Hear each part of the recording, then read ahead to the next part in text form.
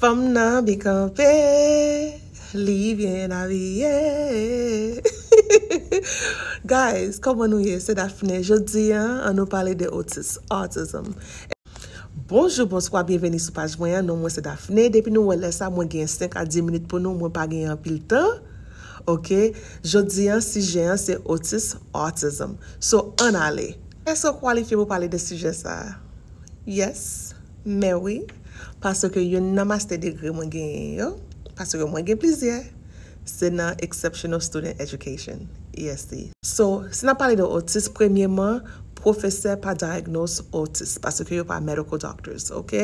So, c'est docteur qui diagnose moi qui relè autisme ou bien moi qui relè autisme nan. Là où ti moun qui gen autisme, en pile fois li pa paraît le ti moun nan fait un fait. Li paraît à commencement 10 mois arrivé à 18 mois.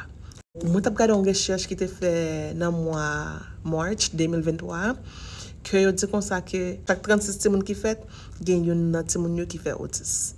OK? Chaque 36 ti moun qui fait. So ça veut dire si non journée par exemple, oui, of course, sur une journée, 36 ti moun fait dans quartier ou fait, yon nan ti moun yo gen autisme.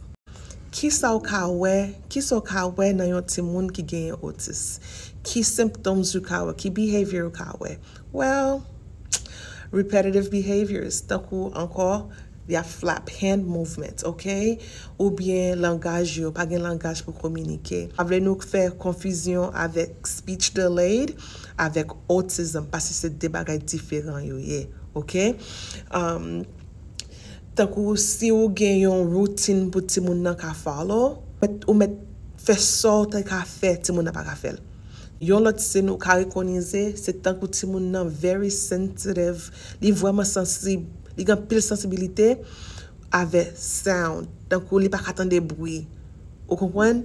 Ou faire comme ça de cacher on chercher ce problème. Ou jouer musique c'est problème. Li ka input, li ka output, OK? Li dépend de ti moun nan. Yon lot bagay ou ka recognize, ti moun nan, le lab gado li pa jamais ka fait eye contact with you. Le lab gado c'est comme ça. Li pa jamais ka gado nan zé. Gen ti moun pa culture pas cleti, li pa gade ti moun nan yeux parce que yo ka di pour ça wap de respecter moun nan. Mais si ti moun nan pa jamais gade même nan yo pa lavel, so di ti moun nan pour faire une photo, ti moun nan pa camper faire une photo. So di ti moun nan gade la caméra ti moun nan comme ça, et puis la gade li pa jamais ka faire une bonne photo. So ti moun nan pour la marcher escalier, li pa ka marcher escalier, pa ka descendre marcher escalier, tout ça ou là, li pa ka jouer dans playground nan, li pa ka jouer dans parc là, tout ça yo c'est signe lié pour. M'pa di ti moun nan gen non, mais ou ta dwe checker pediatrician, non, ta dwe checker docteur pour voir ça ka passer. Ti moun depuis nous wè ça, gen 5 à 10 minutes pour nous, moi pas gen en pile temps. Et m'a parlé, pas oublier pour abonner, partager, like et subscribe. Si vous voulez pour plus d'informations pour nous, faites-moi connaître, mais on pas gagner temps. Bye guys!